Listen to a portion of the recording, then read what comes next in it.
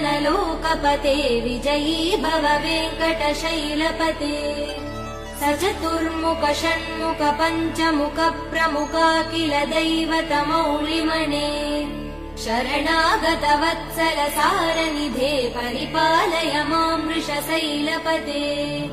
अतिवेलतया तव दुर्विषहैरनुवेल कृदै प्रपराध सदैः हरितं त्वरितं वृषशैलपते परया कृपया परिपाहि हरे अधिवेङ्कटशैलमुदारमते जनताभिमतादिकदानरतात् परदेवदया गदितान् निगमै कमलादयितान् परं कलये कलवेणुरवा वसगोपवधू शतकोटिवृतात् स्मरकोटिसमात्